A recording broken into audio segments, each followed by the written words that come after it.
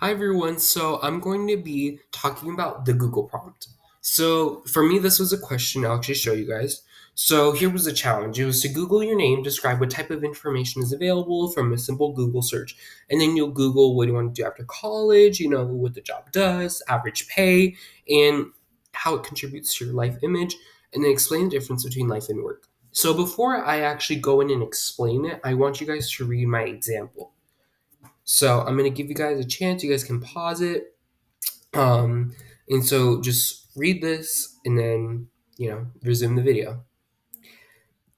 Okay, so now that you guys have read that, I'm going to basically break down this type of prompt because although you might not have this specific question, you might have something very, very similar to this.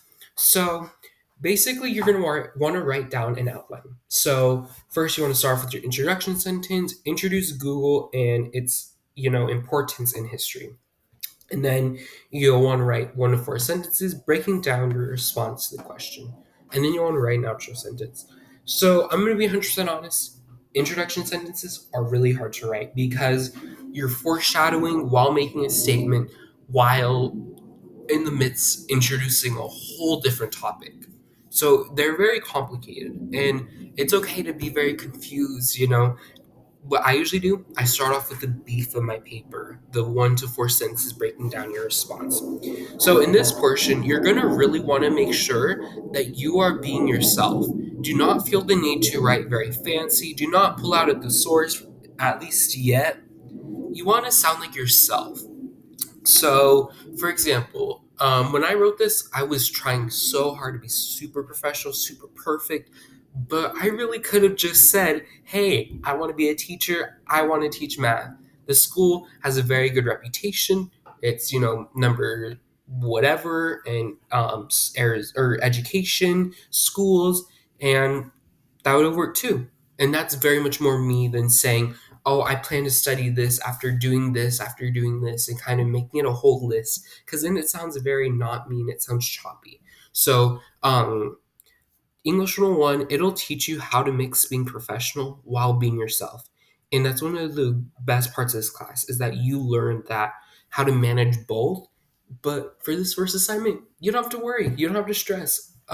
Just write words down so that when your professor looks at it, they can write comments. They can critique you because that's what this class is about. It's not just another A. You're supposed to actually learn. And so on that note, I'm going to be talking about my outro sentence. So, this is the statement that basically ties all of your information together. Imagine you have a Christmas present. At the core, you have, your gift of a unicorn or something for a 2-year-old girl.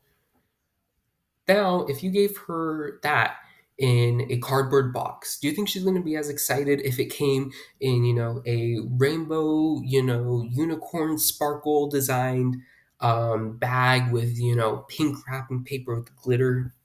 She's going to love that, the second option. So think of your outro sentence like that. You don't want to leave it on a bland, this is why, Googling myself was important. You'll want to leave it off with something very catchy, almost like a thesis statement or a little bit mentioning to your thesis statement where you're saying, being on Google could affect my reputation horribly due to my, Instagram photos where I, said something that I wouldn't want to say to my boss.